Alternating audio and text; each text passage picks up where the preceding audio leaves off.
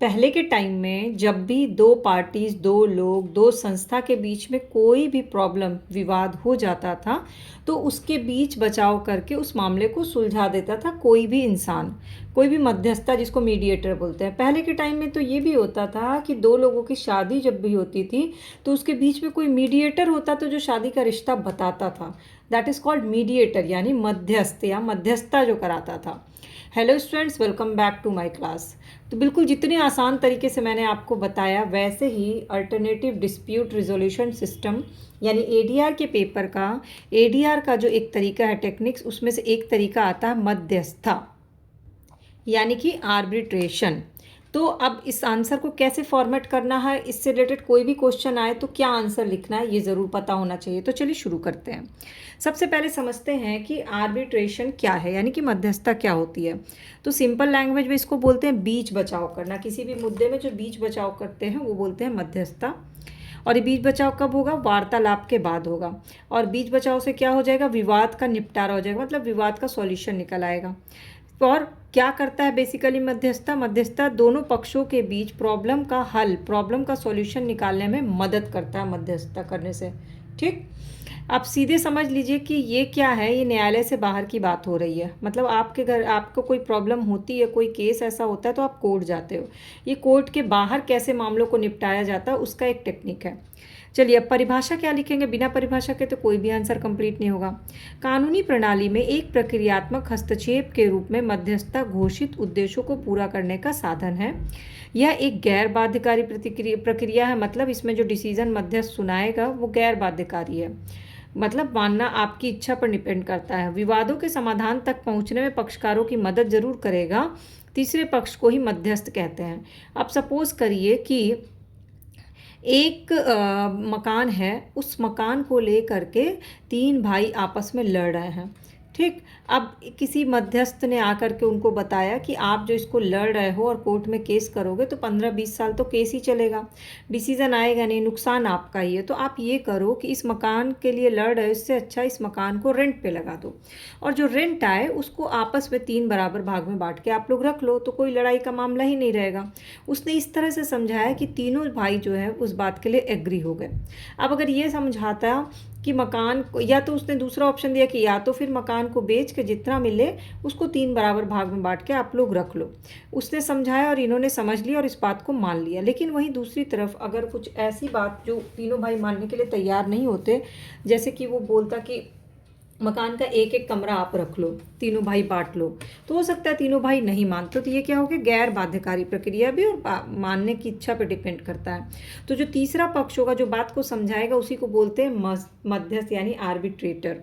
अब इसका पीछे ऐतिहासिक कारण क्या है? जैसा कि मैं अपनी हर क्लास में बताती हूँ कि किसी भी टॉपिक को आप बेहतर तब समझ सकते हैं जब उसके पीछे का इतिहास आपको पता हो। तो प्राचीन काल में अदालत के हस्तक्षेप के बिना जमीनी मामले सुलझाए जाते थे। बेसिक जो केसेस होते थे, मध्यस्थता वैदिक काल से भारत में प्रचलित हो गई और सबसे पहले ज्ञात ग्रंथ था भारत नायक उपनिषद, जिसमें मध्यस्थता के बारे में लिखा गया है, जिसमें मध्यस्थ निकाय के रूप में पुगा, सरेनी और कुला है। तो पुगा, सरेनी और कुला क्या है? एक मध्यस्थ संस्था है, निकाय है, जिसका वर्णन किया गया भारत नायक उपनिषद में। सबसे पहला ज्ञात ग्रंथ है। पहले तो मामले सुलझा लिए जाते थे, धीरे धीरे मध्यस्थ की ज़रूरत पड़ी। अब ये जो कुछ फैक्ट आप लिख देते हो ना, तो आपका आंसर बहुत हैवी हो जाता है। हैवी इन द सेंस कि आपके आंसर मार्क्स अचीव करने लायक हो जाते हैं। बाद में पंचायत मध्यस्थ के रूप में आए संविदात्मक विवाद। संविदात्मक विवाद क्या होता है? सपोज करिए कि दो पार्टी है, दोनों ने दो लेडीज़, उन्होंने साथ में बुटीक खोला और बुटीक खोलते समय उन्होंने कुछ फैक्ट्स डिसाइड किए कि डेली इनकम का कैसे डिस्ट्रीब्यूशन होगा, और अगर कुछ भी प्रॉब्लम भविष्य में होती है तो हम लोग कोर्ट नहीं जाएंगे, एक एग्रीमेंट कर लेते हैं कि हम लोग आपस में सुलझाएंगे या किसी थर्ड पार्टी, तो हमारी थर्ड फ्रेंड है, उससे पूछेंगे कि क्या करना, जो हम दोनों की कॉमन फ्रेंड है उससे पूछेंगे, वो जो बोलेगी वो मानेंगे, ऐसा एग्रीमेंट कर लेते हैं। तो इसको बोलते हैं संविदात्मक विवाद। मतलब ये विवाद हुआ लेकिन इस पर ऑलरेडी पहले से संविदा हो चुकी है। वैवाहिक विवाह संबंधी कोई विवाद हो जाए, आपस में झगड़ा हो जाए, डिसीजन ना ले पा रहा हूँ क्या करना, आपराधिक हो, स्पष्ट कानूनी दायित्व पर निर्णय, ये सारे मामले हैं जिसमें मध्यस्थ की जरूरत पड़ती है। अब मध्यस्थता की विशेषता क्या है? एक तो ये स्वैच्छिक प्रक्रिया, या आपका अपना खुद का डिसीजन होता है कि आपको मध्यस्थ रखना है कि नहीं। ये निष्पक्ष होता है, ये तटस्थ होता है, इसकी प्रक्रिया गोपनीय रखी जाती है। ये नहीं कि मध्यस्थ आया, आपको समझाया और जाके 20-22 लोग को बता दिया ये बात। निर्णय पक्षकारों की सहमति से ही होता है। ये बहुत कम खर्च में हो जाता है, इससे समय की भी बचत होती है और पक्षकारों के आपसी संबंध बने रहते हैं। अक्सर मैरिज संबंधी रिलेटेड मामला जो होता है ना, शादी के बाद जो प्रॉब्लम्स होती है उसको सुलझाने के लिए मध्यस्थों का बहुत इंपॉर्टेंट रोल होता है। कई बार मामले मध्यस्थों के द्वारा सुलझा दिए जाते हैं, इसलिए कोर्ट तक मामला पहुंच नहीं पाता, वरना कोर्ट पहुंचने के बाद तो प्रोसेस और खर्चा दोनों बहुत लंबा हो जाता है। खैर, अब मध्यस्थ की नियुक्ति कैसे करेगा? क्या जैसे आपके भाई बहन में आपस में लड़ाई तो आपकी मध्यस्थ मम्मी बन जाएंगी, वैसा मध्यस्थ की नियुक्ति नहीं होती। मध्यस्थ की नियुक्ति अलग तरह से है।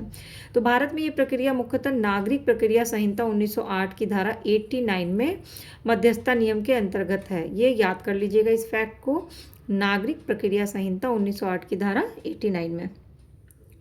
तो इसमें नियुक्ति का आधार दिया गया कि पक्षकारों की सहमति से मध्यस्थ नियुक्त होगा, या तो न्यायालय द्वारा मध्यस्थ भेजा जाएगा किसी केस में, या मध्यस्थ द्वारा केंद्र द्वारा भेजा जाएगा। ठीक है, तो मध्यस्थ खुद से नहीं आता है, बल्कि किसी संस्था द्वारा रेकमेंड किया जाता है, कोर्ट द्वारा रेकमेंड किया जाता है, या पक्षकार खुद से डिसाइड करते हैं कि कौन मेरा मध्यस्थ होगा। मध्यस्थ की योग्यता क्या होनी चाहिए? एक तो जिसको कानूनी विषय का नॉलेज हो वही हो सकता है, कोई वरिष्ठ अभियंता सीनियर एडवोकेट हो, कोई सेवानिवृत्त न्यायाधीश हो, जिसको जिसको कोई प्रशिक्षित मध्यस्थ हो, जिसको स्पेशली आर्बिट्रेटर बनने की जिसने ट्रेनिंग ली हो, और कोई सोशल वर्कर यानी सामाजिक कार्यकर्ता, यही लोग मध्यस्थ बन सकते हैं। कोई फैमिली मेम्बर मध्यस्थ नहीं बनता है। अब मध्यस्थ की सहमति, तो मध्यस्थ पहले तो निष्पक्ष होगा और तभी सहमति देगा, शीघ्र न्याय की बात करेगा, सौहार्दपूर्ण तरीके से समझौता कराएगा, पक्षकारों की सहमति को सर्वोच्च महत्व देगा वो, और विवादों का प्रभावी समाधान संभव करेगा, और आधे निर्णय पे नहीं छोड़ेगा। या तो वो निर्णय देगा या खुद से ही मना कर देगा कि ये हमसे नहीं हो पाएगा, छोड़ देगा।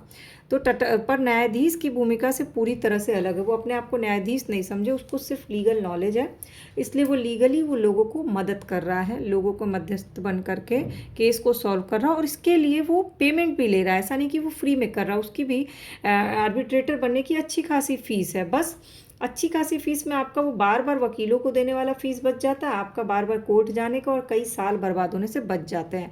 ऐसा नहीं है कि ये जो आर्बिट्रेटर होते हैं फ्री ऑफ कॉस्ट आपके लिए काम करते हैं, उनको प्रॉपर पेमेंट मिलती है, वो पेमेंट लेते हैं, क्योंकि वो खुद एक्सपीरियंस जज रह चुके हैं, एक्सपीरियंस एडवोकेट रह चुके हैं, उन्होंने स्पेशली आर्बिट्रेटर बनने की ट्रेनिंग ली है। तो ऐसे में वो कोई फ्री में तो काम करेंगे नहीं। अब आता है कि मध्यस्थता की फिर प्रक्रिया कैसे और प्रकार क्या है। तो मध्यस्थता एक ऐसी प्रक्रिया जिसमें एक निष्पक्ष होता है, तीसरा पक्ष विवादित पक्षों के आपसी समझौते पर पहुंचने में मदद करता है। अगर एक मध्यस्थ है तब तो ठीक है, अगर दो है और दोनों अलग एक एक पार्टी को के पक्ष में वो कर रहे हैं तो एक तीसरा पक्ष भी होगा। सबसे पहले सुगम मध्यस्थता, मध्यस्थ मार्गदर्शक के रूप में होते हैं, समाधान नहीं देते, पक्षों के बीच बातचीत को आसान बना देते हैं, यानी कि सुगम मध्यस्थता इसको बोलते हैं, जब बातचीत दोनों पक्ष आराम से बैठ के करें। मूल्यांकनात्मक मध्यस्थता, ये अक्सर विवाद के विषय की जानकारी रखने वाले वकील होते हैं, जिसको पता होता है कि दोनों पक्ष में किस बात पे विवाद चल रहा है, उसकी पूरी जानकारी होती है, उसका मूल्यांकन पेश करते हैं।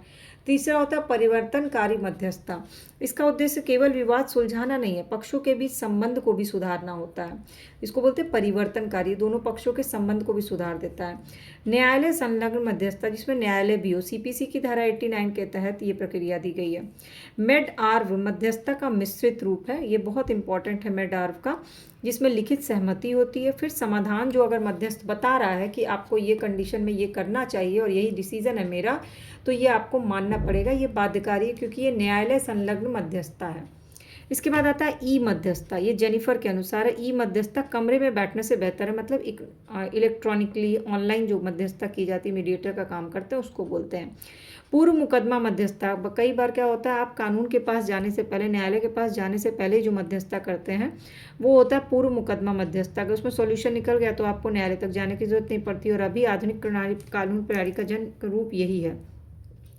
अब मध्यस्थता से संबंधित संवैधानिक उपबंध क्या है? तो मध्यस्थता जो है, मध्यस्थता अधिनियम है 2023, वाणिज्यिक न्यायालय अधिनियम है 2015, उसके 12A में दिया गया, विधिक सेवा प्राधिकरण अधिनियम है 1987, और सीपीसी की धारा 89 है, जिसकी चर्चा मैं बार बार कर रही हूँ। ये चार चीज़ें मेंशन करिएगा, थोड़ा थोड़ा इसके बारे में डिस्क्रिप्शन लिख दीजिएगा। जो भी मैं कीवर्ड्स बता रही हूँ उसको एक्चुअली आपको डिटेलिंग करनी है, मैं आपको सिर्फ कीवर्ड्स के आंसर फॉर्मेट करा रही हूँ, बाकी आंसर राइटिंग में थोड़ा बहुत डिटेलिंग आपको करना पड़ेगा। अब आता है मध्यस्थता की प्रक्रिया क्या है। तो पहले तो पक्ष प्रक्रिया पर सहमत हो जाए, दोनों पक्ष मान जाए कि हम मध्यस्थता के लिए तैयार हैं। पक्ष सहमत ना हो तो आप अपनी प्रक्रिया का वर्णन करें। अगर उनको मध्यस्थता की प्रक्रिया में कुछ चेंजेस कराना है तो बता सकते हैं। प्रत्येक पक्ष सत्र के 10 दिन पहले जानकारी दिया जाएगा। दोनों पक्षों की मध्यस्थता शुरू होगी।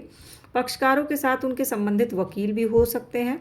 निपटारे के लिए विकल्प चुनने में मदद करने में अनुमति दी जाएगी कि किस तरह से आप मध्यस्थता करवाना चाहते हैं। समझौते पे वकील और पार्टी द्वारा पहले हस्ताक्षर होगा, फिर समझौता प्राप्त होने पे 7 दिन के भीतर अदालत में सुनवाई होगी और अगर विफलता की सूचना देकर रेफरल न्यायालय को लौटा दिया जाता है उसके पश्चात पक्षकारों के बीच मुकदमेबाजी शुरू हो जाएगी। अगर मध्यस्थता बंद हो जाता है तो ही मुकदमेबाजी शुरू होगी।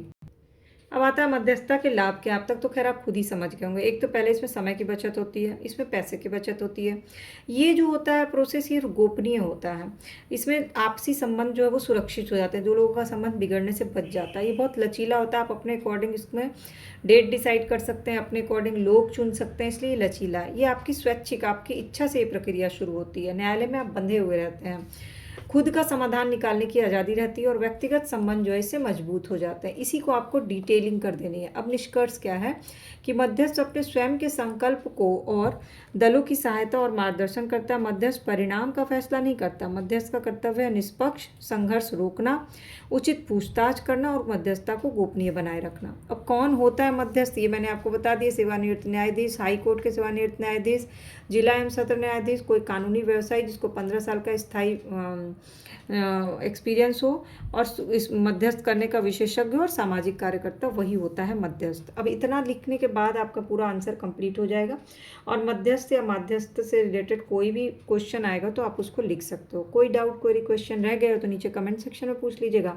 क्लास समझ में आई होगी, ईजी लगी होगी तो सब्सक्राइब या फॉलो बटन को क्लिक कर लीजिएगा और कोशिश करिएगा कि ये स्ट्रक्चर जो आप नोट डाउन कर लीजिए और बाकी की क्लासेस चैनल के प्लेलिस्ट पे अपलोड है, उसे जाकर ज़रूर देखिएगा।